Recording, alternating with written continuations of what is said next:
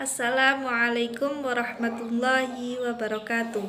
Perkenalkan, nama saya Laila Kholiza dengan nomor NPM 210101044 dengan kode mata kuliah UQ 015D. Di sini saya akan menjelaskan tentang ilmu Al-Makki wa Al-Madani. Penasaran kan? Sepertinya tidak asing lagi ya untuk mendengar apa itu Al-Makki wa Al-Madani. Untuk penjelasan lebih lanjutnya, tonton terus video saya tentang penjelasan ilmu Al-Makki wa Al-Madani. Nah, di sini saya akan membahas tentang ilmu Al-Makki wa Al-Madani. Ada yang sudah tahu belum apa sih itu Al-Makki wa Al-Madani? Jadi, Al-Makki itu berasal dari kata Mekah dan Al-Madani berasal dari kata Madinah. Nah, kedua kata tersebut itu telah dimasuki oleh huruf ya nisbah yang dimana dari kata Al-Makki menjadi Al-Makkiyah dan Al-Madani menjadi Al-Madaniyah. Perubahan kata tersebut dalam ilmu shorof ada yang tahu nggak disebut apa? Nah, jadi perubahan kata tersebut dalam ilmu shorof itu disebut dengan masdar sinai. Sedangkan secara harfiah Al-Makki atau Al-Makkiyah itu segala ayat atau surat yang turun di kota Mekah. Sedangkan Al-Madaniyah atau Al-Madani itu segala ayat atau surat yang turun di kota Madinah. Jadi dapat dipastikan ya bahwa ayat yang turun di kota Mekah itu dinamakan dengan ayat Makkiyah dan ayat yang turun di kota Madinah itu dinamakan dengan ayat Madaniyah. Untuk menentukan pengertian ayat atau surat Al-Makkiyah dan Al-Madaniyah dengan mudah, ada 3 pendapat yang dikemukakan oleh para ahli tafsir. Yang pertama yaitu dari segi tempatnya. Apabila surat atau ayat Makkiyah berarti ayat atau surat tersebut itu diturunkan di kota Mekah. Begitu pula sebaliknya. Apabila ayat atau surat Madaniyah berarti ayat atau surat tersebut itu diturunkan di kota Madinah. Jadi enak kan? Dari segi tempatnya kita bisa mengetahui bahwa kalau yang namanya Al-Makkiyah berarti itu suratnya diturunkannya di kota Mekah. Kalau Al-Madaniyah berarti surat itu diturunkan di kota Madinah. Ada yang tahu nggak tempat-tempat mana saja sih yang terletak di kota Mekah dan sekitarnya? Jadi tempat-tempat yang terletak di kota Mekah dan sekitarnya itu meliputi seperti Arafah, Hudaybiyah, dan masih banyak lagi. Dan juga tempat-tempat yang berada di sekitar Madinah itu meliputi Uhud, Badar, dan juga masih banyak yang lainnya. Yang kedua yaitu dari segi waktunya. Makkiyah merupakan segala ayat atau surat yang turun sebelum Nabi SAW berhijrah. Sedangkan Madaniyah yaitu segala ayat atau surat yang turun setelah Nabi SAW berhijrah, sekalipun turunnya di kota Mekah. Jadi sampai sini dapat dipahami kan? Dan yang terakhir, yang ketiga yaitu berada pada posisi lainnya. Makkiyah merupakan segala ayat atau surat yang khitab atau isi pembicaraannya itu merujuk kepada orang-orang penduduk Mekah. Sedangkan Madaniyah itu kebalikan dari Makkiyah yaitu suatu ayat atau surat yang khitab atau isi pembicaraannya itu merujuk kepada orang-orang Madinah. Jadi dari ketiga hal tersebut dapat dipahami kan secara jelas. Kemudian akan saya lanjutkan tentang pengertian Makkiyah dan Madaniyah secara istilah. Ada yang sudah tahu belum? Secara istilah Makkiyah dan Madaniyah apa sih? Nah, jika belum, di sini saya akan menjelaskan sedikit. Jadi, secara istilah Makkiyah dan Madaniyah itu suatu ilmu yang membahas tentang tempat turunnya, kemudian periode turunnya suatu Al-Qur'an, suatu ayat Al-Qur'an, baik itu turunnya di kota Mekah maupun di kota Madinah. Nah, kan tadi saya sudah membahas tentang pengertian Al-Makki wa Al-Madani. Sekarang saya akan melanjutkan ke materi yang selanjutnya, yaitu manfaat ilmu Al-Makki wa Al-Madani. Apa saja sih manfaat ilmu Al-Makki wa Al-Madani? Jadi, manfaat ilmu Al-Makki wa Al-Madani itu sangat banyak sekali. Salah satunya yang pertama yaitu dapat dijadikan sebagai alat bantu dalam menafsirkan Al-Qur'an.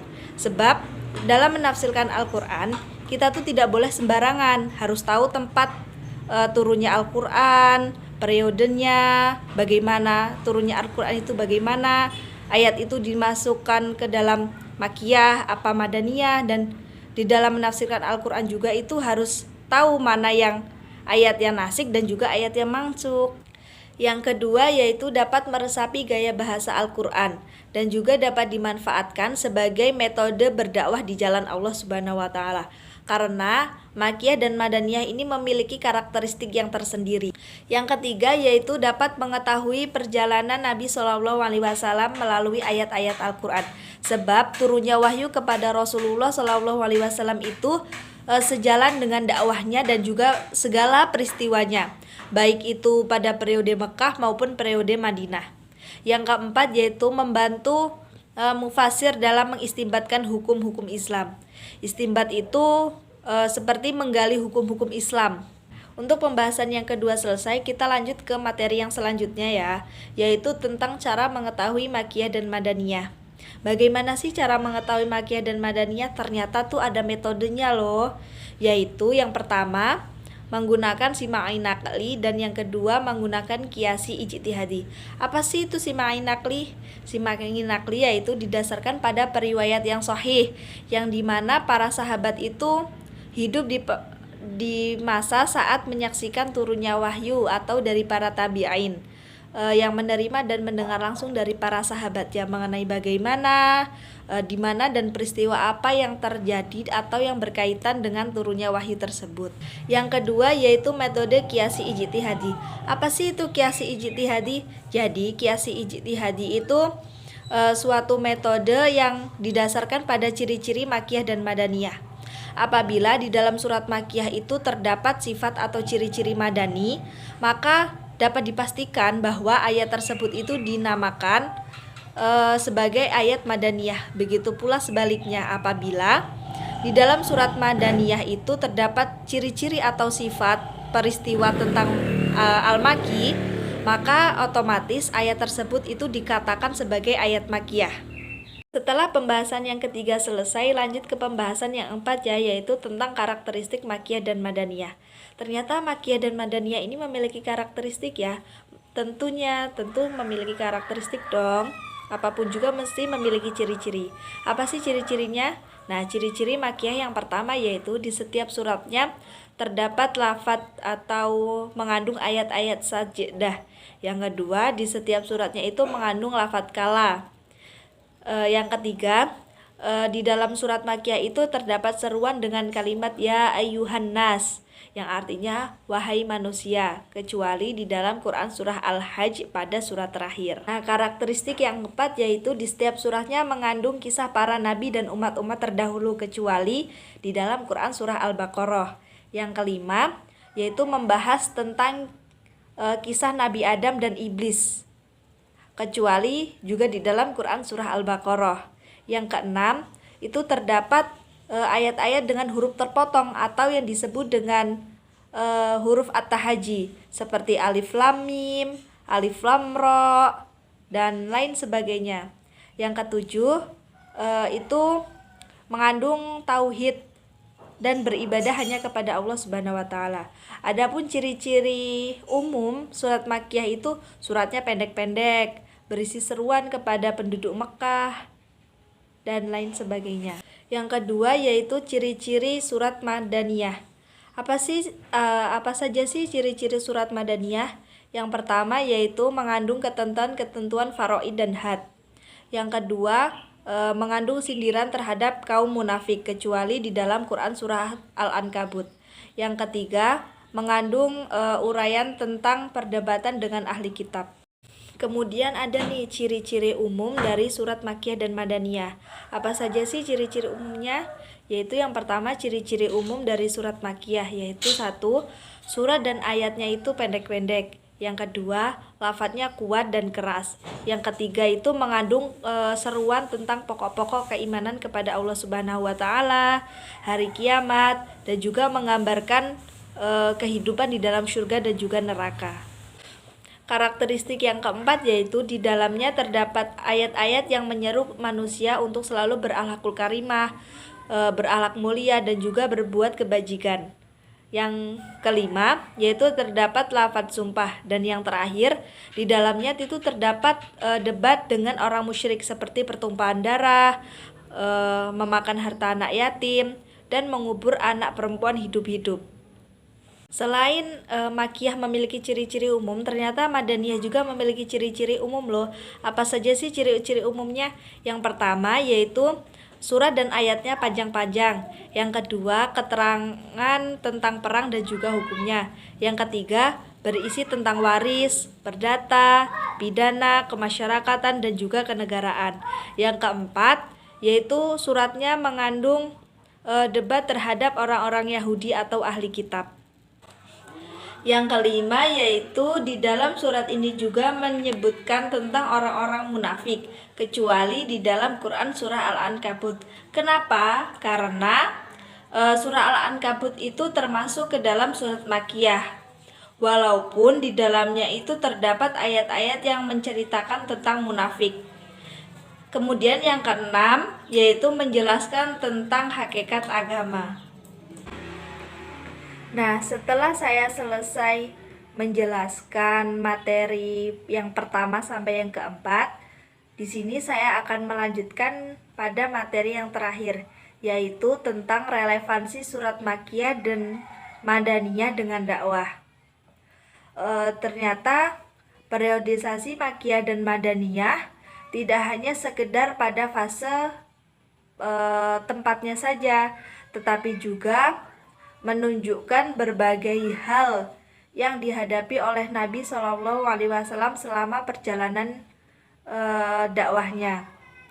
Hijrahnya Nabi Muhammad Shallallahu Alaihi Wasallam dari Mekah ke Madinah menjadi titik periodisasi Nabi Muhammad diutus menjadi Rasul dan mengemban amanah berdakwah selama kurang lebih 23 tahun. 13 tahun di Mekah atau sebelum beliau hijrah, dan 10 tahunnya di Madinah atau setelah beliau hijrah. Pada sekitar masa itulah Al-Quran diwahyukan secara beransur-ansur sekaligus mengiringi perjalanan dakwah Nabi Muhammad SAW dari Mekah menuju Madinah. Jadi dari periodisasi dua fase dakwah ini melahirkan konsep Makkiyah dan Madaniyah yang menjadi salah satu upaya untuk memahami makna Al-Quran. Nah, kata Makkiyah dan Al-Madaniyah ini bukan berasal dari Nabi Shallallahu Alaihi Wasallam, melainkan kata Makkiyah dan Al-Madaniyah ini merupakan suatu teknik hasil dari ijtihad para ulama tafsir. Dari sini dapat disimpulkan bahwa Makkiyah itu surat yang turun di kota Mekah dan sebelum beliau hijrah, sedangkan Madaniyah itu surat yang turun di kota Madinah dan Nabi Muhammad SAW sudah berhijrah, tetapi walaupun turunnya di kota Mekah tetap dinamakan surat Madaniyah karena beliau itu sudah berhijrah. Oleh karena itu, relevansi antara surat Makkiyah dan Madaniyah itu tidak bisa dipisahkan atau saling berhubungan, karena kedua kata tersebut seperti Makkiyah dan Madaniyah itu selalu mengiringi perjalanan dakwah Nabi Shallallahu Alaihi Wasallam sebelum Nabi itu diutus menjadi Rasul sampai setelah Nabi itu diutus menjadi Rasul. Nah, itu tadi adalah penjelasan dari saya mengenai ilmu Al-Makki wa Al-Madani, yang dimana di dalamnya itu membahas tentang pengertiannya, manfaatnya, kemudian cara menentukan surat Makkiyah dan Madaniyahnya, karakteristiknya, dan juga relevansi antara surat Makkiyah dan juga Madaniyah dengan cara dakwah. Semoga apa yang sudah saya paparkan, apa yang sudah saya jelaskan bisa bermanfaat bagi kita semua. Di sini saya sebagai pemateri, sebagai yang berpresentasi, mengucapkan terima kasih.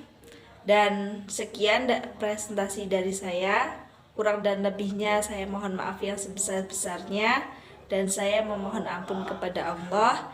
Saya akhiri, ihdinas siratal mustaqim. Wallahul muwaffiq ila aqwamit thoriq. Wassalamualaikum warahmatullahi wabarakatuh.